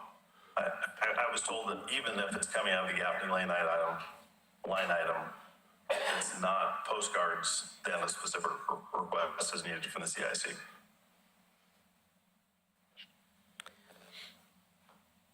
And I think Carla had it right with her information. And so, but we're just discussing, everyone gets their. I guess my confusion is because the budget is allocated based on how many postcards each neighborhood association is wanting to put forward. So if they send out all of their postcard mailers, which I know McLaughlin Neighborhood Association routinely sends out a postcard mailer every other month. Gaffney Lane is ramping up. They're going to send out a postcard every other month. If they do that, and then that's within their discretion of their budget. But my worry is if Gaffney Lane is told that they're going to have 6 postcards that are able to send out, and then they purchase these other signs, and there's not that. Again, of course, we can always revisit the budget. My question to the CIC, because I had different understanding from our past conversations too, is that are those funds specifically for postcard budgets? And then if anybody else wants to purchase signs or do some other type of advertisement that would call for extra funds, do they need to come in front of the CIC and request to use surplus, or does it come directly out of their specific neighborhood association Gaffney budget? Lane has an excess of like $2,072. And But the surplus from the year before doesn't carry over to that specific neighborhood association. Those funds were put towards a total surplus for the CIC, because the CIC this year, every annual budget, we have a biannual budget, 60,000. This is kind of the end of the year where, I mean, and we all support Gaffney Lane doing this, but I mean, Dave Hunt, or the Gaffney Lane neighborhood probably wasn't aware of this, and we just kind of got caught in this little groups here. He's the new neighborhood coming up. We want them all active. And the end of the budget year. So, I don't know, that's the way I see it. The way I'm trying to ask is, where do you want those funds coming out of? Do you want them coming out of the Gaffney Lane Neighborhood Association budget line, or do you want it coming out of the surplus And we budget still line? have some people have things they want to say, so we'll let everyone have something to say. Dan, I'd take it out of surplus. out of surplus, okay? Bob? I would recommend that it be taken out of the Gaffney Lane Fund, and then at the end of the year, if they need additional funding for postcards, it'll be available from our excess. Does anyone online? Yeah, this is Shelley. Shelley, okay. If we were, I'm with Dave in Gaffney Lane, and if we were to use from the Gaffney Lane funds now, and choose to omit one of our planned mailings, is that acceptable? Oh, yeah. Sure. Sure. Yes. Yes, and I would also think that at the end of the year, if you have ran short of the money that you need, that's when we'll use the extra money. We're gonna wait. Yeah, that's right. That's what we're gonna try and get the full extra money for the transparency, end. The postcard that was sent out last time didn't arrive until the day after our meeting. I know. And that is something that I'll be discussing a little bit later. Okay. Yeah. But my point in bringing that up isn't any malice on anybody. It's simply to say that we had a really good attendance. And if we need to not send them one time so that we can cover these costs and reimburse Dave, that's fine. We can do that. We can absolutely do that from our budget. Is there anyone else? Does they think, oh, okay, sorry. My comment is around the different number of meetings that neighborhoods choose to have. Will you And move your microphone down just a Hold your mic There. closer. It was on, but it just wasn't close enough, sorry. Okay, my comment is about the uneven number of postcards that neighborhoods choose to issue. In our neighborhood, I don't think we have enough money to cover the 4, quarterly meetings. And I hear some neighborhoods do like 6 mailings. And to me, it seems we should have an equitable number of postcards that, as a starting place, because it seems like just because I want to send one every other month, I shouldn't be entitled to all this extra money, right? I mean, that's the crux of my point here. Like I said, I don't think we have quite enough to do our 4 that we would like.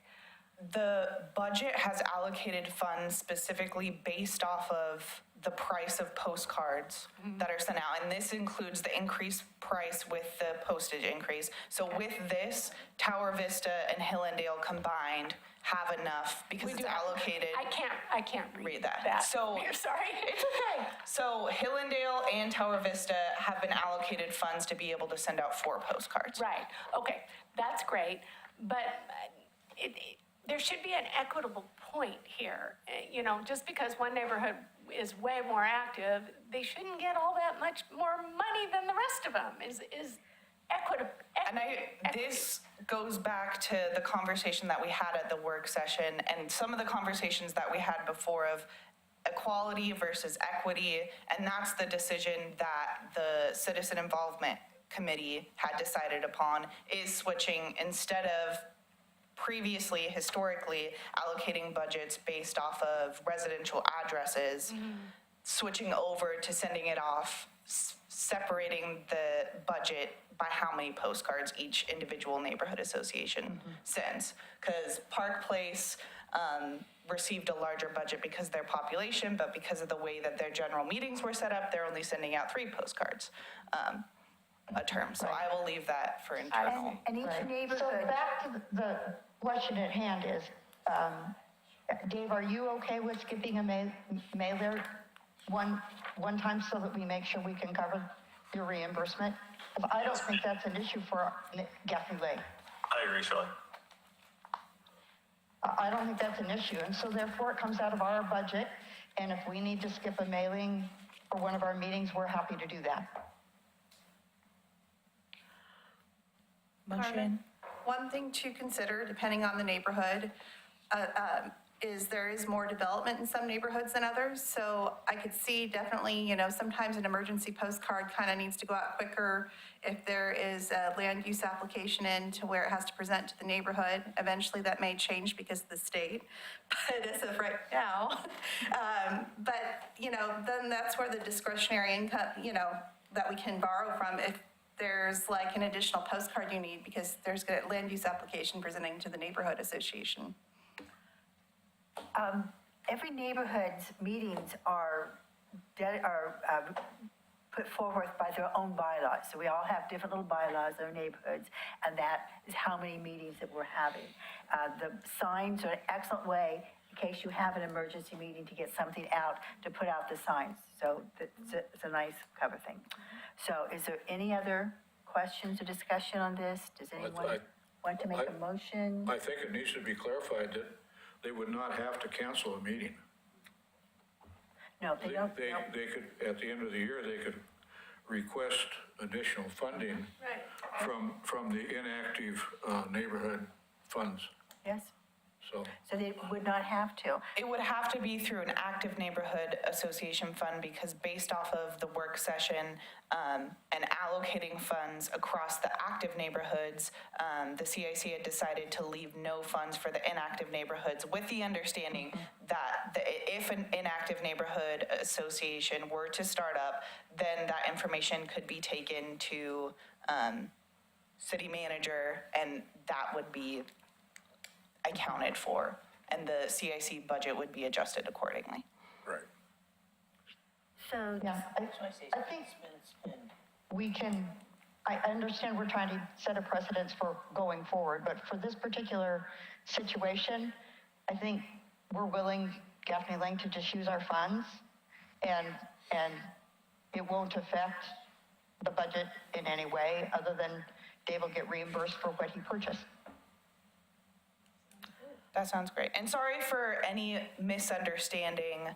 I will be in contact with you, Dave, to be able to make sure that you get that reimbursement for the neighborhood association site. Thank you. Sounds good. I'd like it in quarters. It's only provided in nickels. Thank you all. Do we need a motion for that, or are we just going to pay it out of If it's funds? not coming out of the surplus fund, then no, but I would like a motion moving forward on how to handle cases like this, since the budget specifically emphasizes that neighborhood association budgets are allocated based off of postcard mailing specifically. But I think we already discussed that. I think if we look back at the minutes, I think you'll see that we did, this is something we've already gone through, and I really don't see a need to go over it again. I mean, I think the agreement was we all use our money that we all put in how many we needed and how many mailings, and that's fine. We all got what we wanted. And now if there is additional money at the end, and if anybody needs it, great. I mean, come before the CIC and ask for it. I don't see that's a problem. Okay. I think that's how we should stay with it, because that's what we agreed upon. Okay. Okay. Thank you. Moving on to chapter 2.30.030 CIC membership. With taking a part of that, just because of the cost of each postcard mailer that changed, if we can get a motion and approval on that specifically, just because the budget that's presented before you right now is different than the one that was before because of that postcard mailer change. So you need a motion to approve the current budget. Yes. So moved. Second. All in favor? Aye. Opposed? Abstained? Passes. Thank you. Okay, on to 5C. In talking with other neighborhoods, trying to get them to come to CIC, and several of us were at the Two Rivers meeting, had a discussion with their chair. They are unable to send any representative to the CIC because of the way the bylaws are written. The bylaws are written for CIC membership. You have to live in the neighborhood in which you exempt. Two Rivers is a very unique residence. They have many people who don't live there. They have gone to meet the qualifications. They've gone and knocked on the doors. They have that large complex behind the shopping center. They have gone and knocked on doors trying to get people to come. Well, we know it's hard to get renters to come to meetings. They have not been interested. So no one, there was a person who did live there, but he has passed away.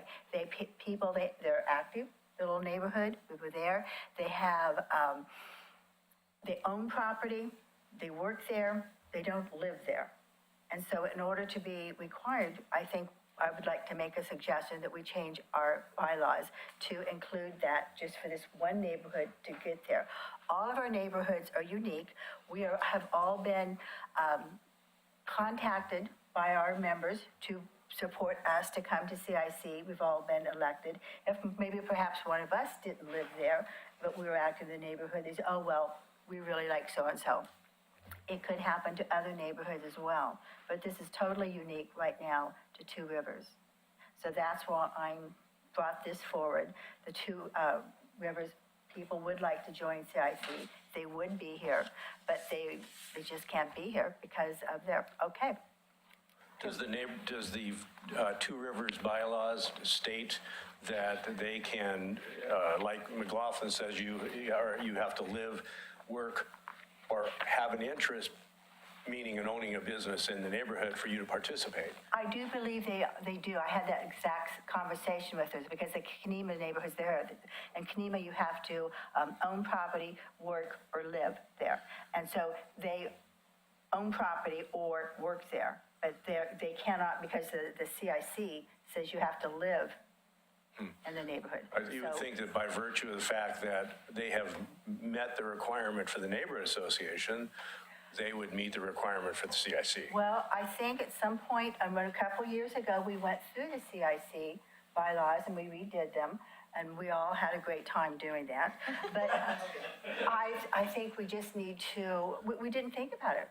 You know, we were unaware of this at the time. So I think if we could just go back and amend or start the process to get these amended, then we could have Two Rivers here. And, well, there's several of us that they're at the meeting. We know they're an active neighborhood. I think they could add things to enrich the CIC, and like to have them here.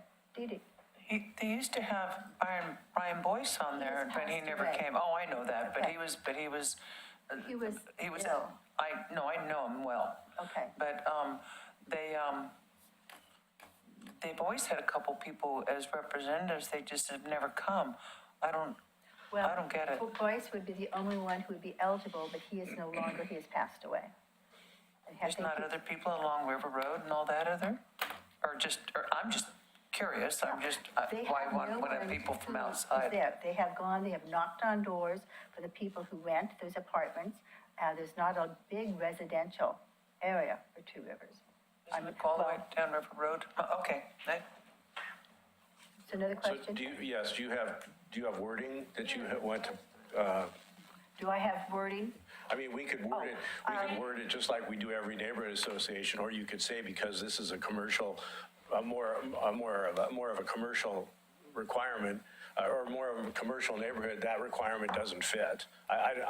There's got to be a way to I put would that. just like to change, the members shall reside, work, own property, or own a business. I can tell you That what. would be what was on D. Yeah. Previously it was stated in the chapter 2.30 under membership 2.30.030 before July of 2020, it was stated that the members shall reside, work in, own property, or own a business within the neighborhood association boundaries which they represent, or the land outside the city limits, but inside the urban growth boundary designated to be within the neighborhood association which they represent. That was crossed out, edited. Now it currently states the members shall reside within the neighborhood association boundaries which they represent. Can we just go back to what it was? That sounded pretty good. Yeah. Revert. Yeah, I think we could, start the process. I mean, do we need, and what is the process? And do we just have? The process, I just had to go through this for the Youth Advisory Commission, so I would be happy. I would bring back a version of the chapter that would restate, based off a lot of the conversations that I heard and listened to the meetings in which Bob was speaking, it sounds like maybe you would want to leave out or the land outside of the city limits but inside the urban growth boundary, because it was emphasized during meetings that just because it's outside the urban growth boundary doesn't mean that it's inside the city limits. So I can come back with a different copy of this red line for you to review. It would then be approved by the CIC. I would then bring it forward to the city commission for a first reading, in which they either have more edits that they want to create, or it goes through a first reading, then it has to go through a second reading, and then the code is amended. I would also recommend within that we do your bylaws as well, since it's stated the same within your bylaws as it is within the chapter. Are you sure I'm that curious why it got changed. I mean, shouldn't we find out why it got changed and not keep changing it back and forth just based on single incidences? It was changed because we were doing a complete makeup of our bylaws at that point. We went through all of the bylaws and redlined them. We did some updates. They had not been updated for a very, very long time. And this, I think, was just an error on our part, not being aware that one of our neighborhoods would not be able to send representatives. Got it. Thank you. I would ask, are you sure that an amendment to our bylaws is required to go before the city commission? I don't believe it's required to go before the city commission, but I would bring forward the chapter amendment and the CIC bylaw amendment for the CIC to approve. I'll double check. I do not think that the bylaws need to go before the city commission. It used to be. It used to be. Yeah, I will we did double ours check last that. time we had to. Because the Youth Advisory Commission does not, and talking with the city recorder, some committees do, some committees do not. Okay. But either way, I would bring back an amended version of the chapter and the bylaws for the CIC to approve. Is there anything to vote on now? I think we'll just have this discussion and you will put it on our October meeting. Yes. And then we can talk about it. It's just something we missed, and we didn't. I mean, we all kind of agree on it needs to be changed. And vote on it right now and just get it done. And I don't really want to, it was so much fun before going through all the bylaws. I just don't want to have all that much fun, So if we could just, have a little less fun, a little more action. No, I'm talking about the one little item. Okay, it is just one little item, one little line. Staff update? I'd rather move over. That's me. So, Trail News is out. The weird printing of the website links was fixed. Thank you to Jared and to our designer for making sure that this edition didn't come out with those issues. E-Trail News was also sent out last week. The Siren Clackamas Fire District sent out their quarterly newsletter that I have attached within the agenda packet. Something that I want to touch on is Gaffney Lane Neighborhood Association. I received comments from residents within the area that the postcard mailer did not get put out in time. That was because I was working with the neighborhood association chair and the secretary because I didn't receive the postcard within the 7-day guidelines, tried to make it work. Eagle Web Press nor I have control over postal service, unfortunately. So with that being said, to be able to make sure that CIC budget is being properly spent, I will make sure that if I receive a design not within the 7-day deadline, that I will say, I'm sorry, this will not move forward for printing and processing. National Night Out is coming up tomorrow, and we have lovely volunteers, a part of the CIC, who are dedicating their time. I think that we should be good if I have somebody who wants to volunteer to help out Tim at the end and help clean up. That would be great. Denise will. Thank you so much, Denise. Hopefully you can just hang out, have some fun. There's going to be a dunk tank there. They So also that bring will the be- beer out then. Yeah, so, you know, just so you know. Okay, we'll all be there now, yeah. For that event, the city will be providing a pop-up tent, tables, and chairs, but we won't have a tablecloth. I will have the printed flyers, so you'll be needing a tablecloth. Carla provided me with markers that were used in the past, and I don't know if the CIC has any particular coloring sheets that they used previously before. I can bring a tablecloth. Okay. And I'm going to be set up, so I'll bring a tablecloth. Linda will be in the, does anybody know about these coloring sheets that were used in the past at all? Well, the McLaughlin neighborhood used them. I don't know that CIC ever did. Okay. But we have coloring books that we had made of old homes in the neighborhood that we could bring. Yes, we could bring some if I don't want it to be specific, you know, to us. Yeah. I'm just saying I can bring some. Okay. Is that something that the CIC would want to distribute at their booth?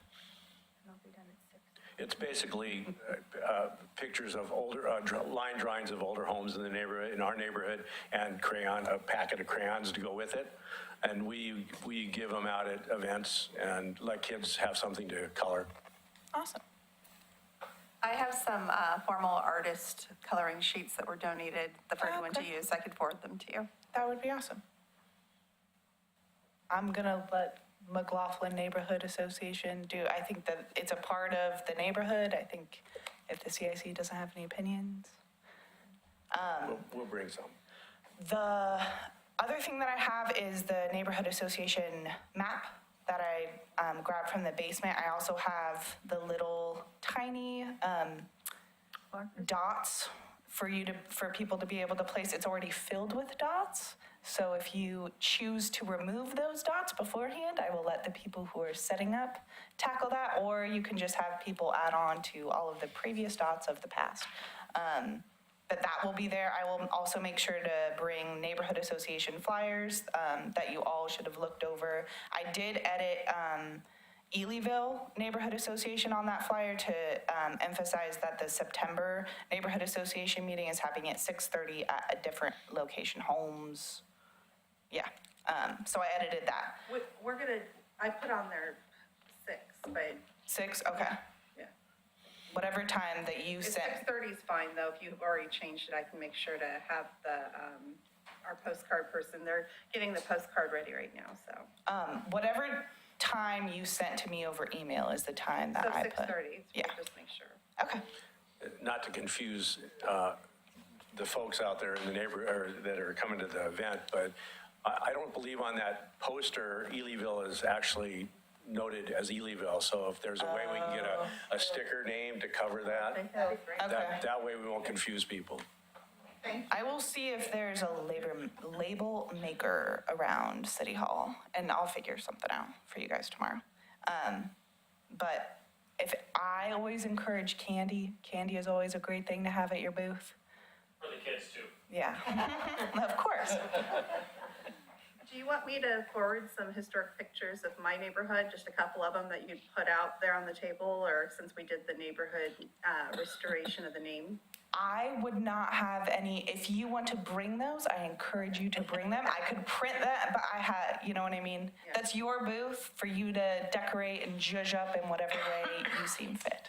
But I do have we'll have the pop-up tent, the table, the chairs, and I have the neighborhood association map along with the little dots and various CIC banners that I know there's a couple different ones, so I'll let you decide on who's ever a part of that setup team. I have some Bob for city commission flyers. I do. Those will not be allowed to be at the CIC.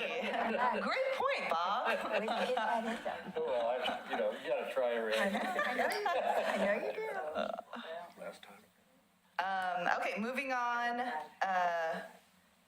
Postcard mailers, again, within that 7-day time frame. Now that I have clarity on the neighborhood association signs, that's another thing though. Just like postcards, all designs have to be sent through me first, because just in case there's anything on those signs that would not be approved by the city, we can't fund that, because even though it's the CIC budget, it's also the city budget, and we can't have money going towards something that the city would not approve of. So those designs need to be sent to me. I send it into Buell's, and then I would let you know when those items would be ready for pickup. Will the city be providing a bag of candy, or is that something we will be doing? That would be something that the CIC Okay. would need to. I will be having candy at our communications booth, but I do not have candy for. We have some that we could donate. Okay. Awesome. I have some. What else? How old is it? Oddly enough, I think it was 2013.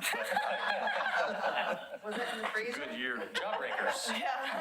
It's historic. Historic candy. You can check out how many email subscribers that you have within the graph that's provided every month. And then the only other update that I really have for you is that all of the neighborhood association bylaws have been published onto the city's website. So just when you were referencing, what does Two Rivers Neighborhood Association bylaws say? I was easily able to go onto the website and look and find out. But if the bylaws that are posted onto the website are not the most updated version of your bylaws, please reach out to me and let me know. That way I can make sure that they are updated. And that's all. That's all I've got.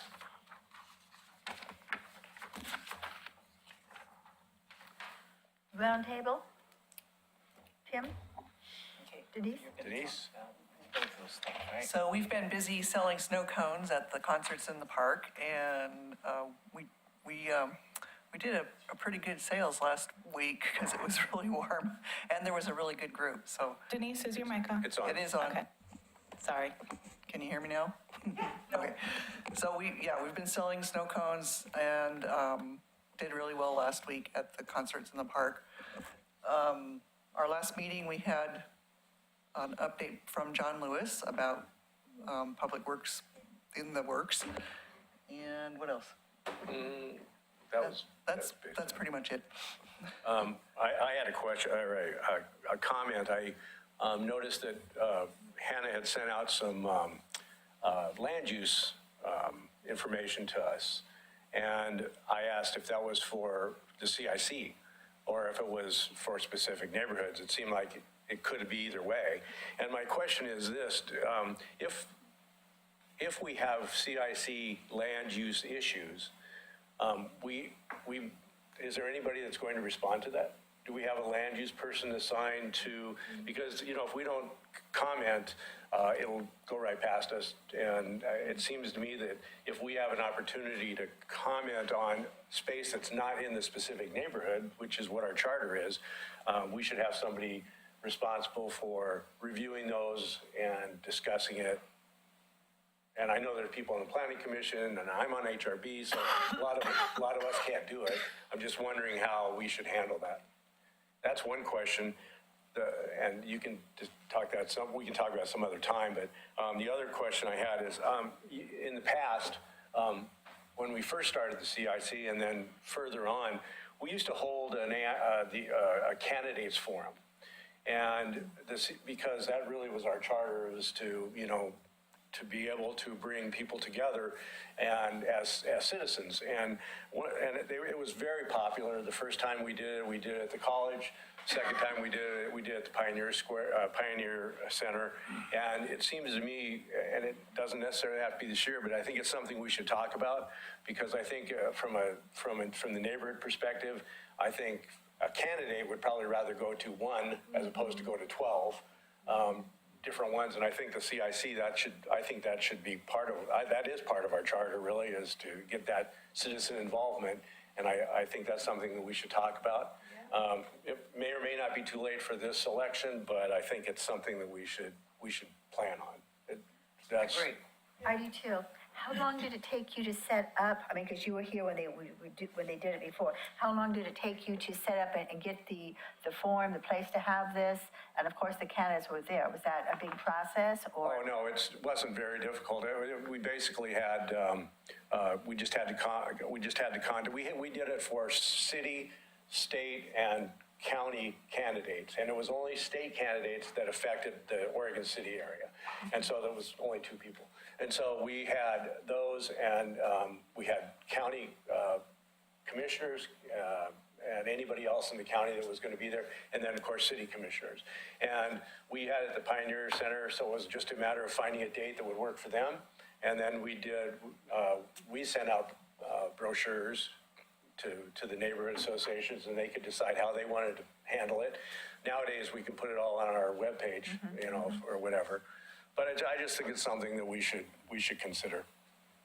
When I was CIC chair a couple of years ago, I tried to organize a CIC candidates forum, and the city had me jumping through so many hoops, seriously, that I just gave it up. It was just terrible and unreasonable. I was just gonna say that, Bob. Yeah. I don't think the city will allow it, because we are part of the city. They give us money for the CIC. I just don't know that it will be allowed at this time. Well, I'd be happy to pursue it and come back. I'll talk to the city and see. It makes no sense to me. That's our charter.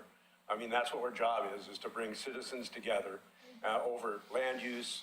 And if it were just land use, I'd say, yeah, you're right. But it's not. We're being asked to review things from every city from every perspective of the city. So there's no reason in the world that we, as an organization, should not be able to sponsor a candidates forum. We're not picking candidates. We're just bringing everybody to give them the opportunity to speak. So I appreciate that, Bob. I'm happy to go and talk to some folks about it and bring it back to the next meeting or however. I mean, like I said, it may be too late for this. No, I think it's a great idea. Yeah. I do, but I just don't think the city's gonna be too in favor of it. I think it's a great I'd say idea go too, for it. but I think our next meeting is in October, and the election is what, November? Yeah. That's gonna be really tight. Oh, undoubtedly. Yeah. Like I said, it may not work this time, and Yeah. it's been something I've been thinking about for a while, and I just didn't bring it up when I should have. The So more we squeak about it, the more likely we'll eventually get it. So squeak away. well, I'll take that responsibility, and I'll talk to the city and proceed that from there. Yeah. Other than that, no, nothing else. Nothing else, okay. Sarah? Okay, let's see. In early July, we had our quarterly meeting, and it was really well attended. It was lovely. There was about 20, I think, people, which is big for us, really big. And we had both police and fire joining us, and we really didn't have a big ticket draw, you know. It was just a normal meeting, and we still had lots of people. It was great. And then we did our second community cleanup on the 13th, and that went well. We did the same section of Malala that we had done previously in May, and there was about half as much garbage. So Oh, nice. Good job. that's cool. Yeah. And we have our meeting, our steering committee meeting tomorrow. And when I said that I was going to be at the National Night Out, our meeting is going to be there too, so. That's it for us. Dan?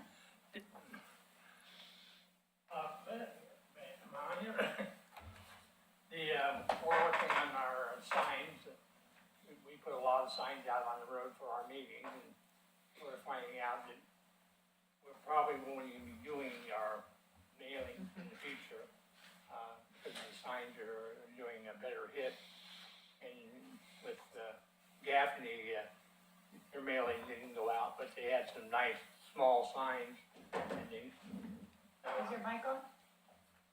hello, Jess? Yeah, Okay. now it is. I thought I hit it. But I seen they had their signs out on the street. And I think they got a pretty good result from that. So I think when someone's new coming in, I think they need to do the mailing list and have the extra signs to attract attention, and eventually the mailing lists can go down and the email lists go up, and working with the city and trying to get our email list going. And a lot of people don't come to the meeting, but the people that do get our mailing from the city. So that's about it. Carla?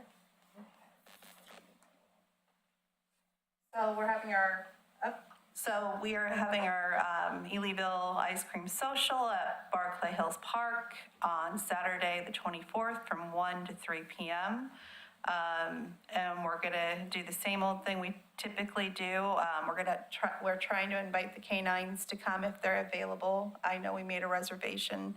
And then Clackamas Fire's coming. And then we're going to do possibly, and I'm pretty confident, a 50-50 raffle to try to get people to come and draw a name at the end of it. So, make it kind of fun. And we're having our general meeting on Tuesday, September 10th.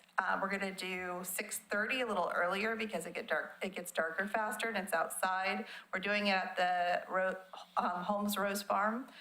Historically, they used to have meetings there years and years ago, at least, 100 and, how far back you think? 150 about? Yeah, 150 about.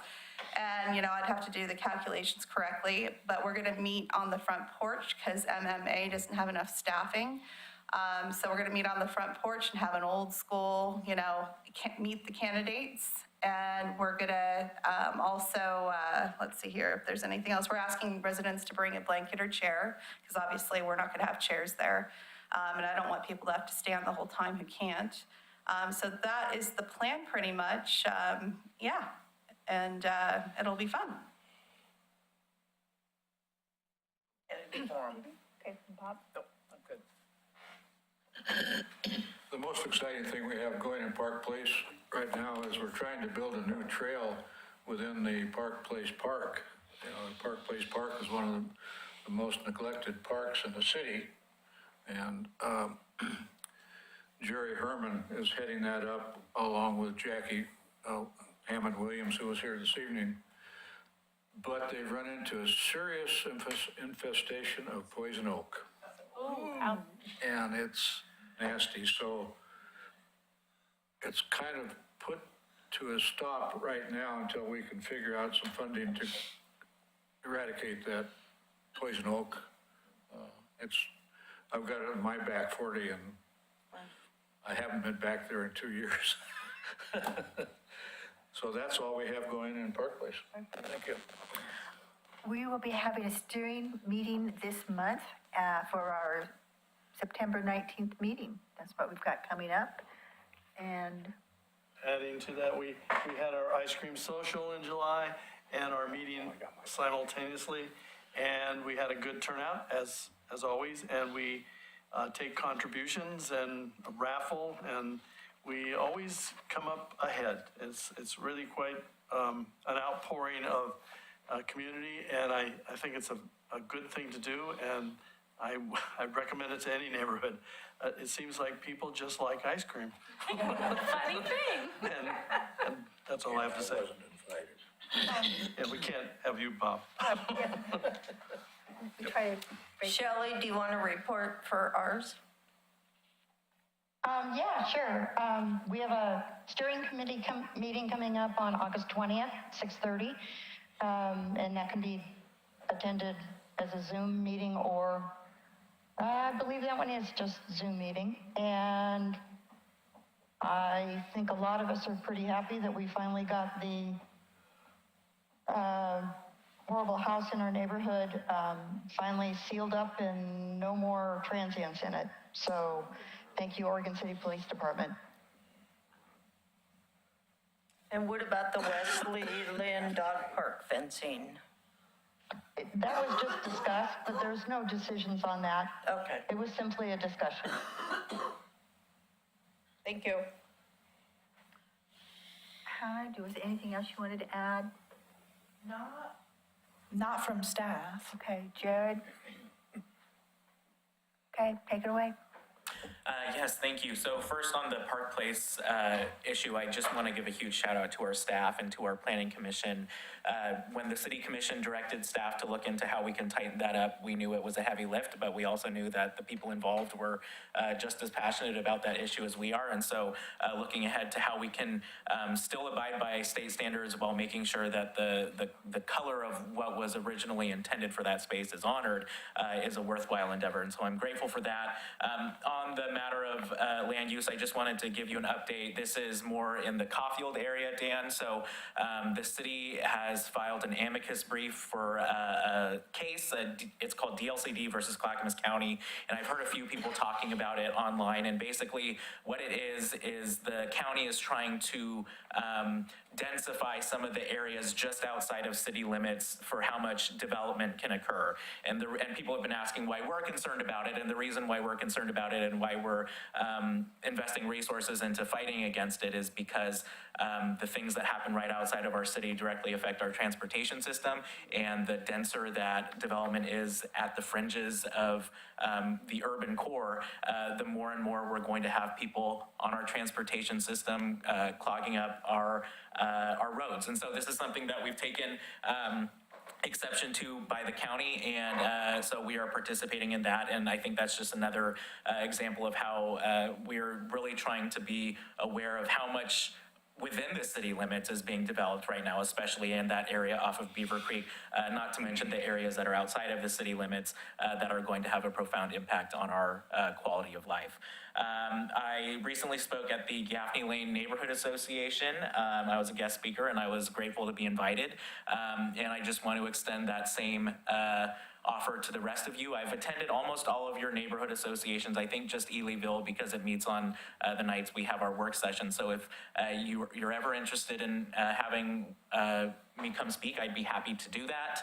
And then lastly, our Independence Day concert that we had for the first time was a huge success. I think our staff did an incredible job putting that together. There was the laser light show and then the concert.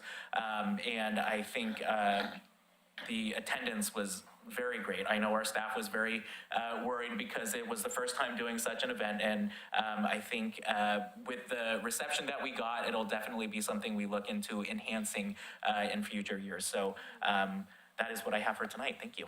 All right, thank you. I have one more thing to say. Did everybody catch the piece on our Dee Dee here on the inside And Jackie cover? Hammond and others, I mean, Well, not just me. you are sitting right really here good people. among us. I wanted to make sure everybody saw that. It was a Thank nice you very little much. piece. Yes. Can I have your article? My son kept it. My son kept the article. I said, look what I found in the recycle. Oh, it got recycled. I was going through all my mail and I went, oh, I better flip through the news. I went, oh, wow. So it was quite a nice surprise. Thank you. It was a surprise to you. You didn't know. Pretty cool. Oh, interesting. Plus the picture was about 10 years old too, so it made me look pretty good. She could have got me while pushing the cliff in the wind. No, it's like, she said, got some pictures of you. And I went, they're gonna be goofy. I don't take normal pictures. Well, it was Anyway, thank you. fun finding you there on the inside cover of our Trail News. Anything else? Well, we will adjourn this meeting until October 7th.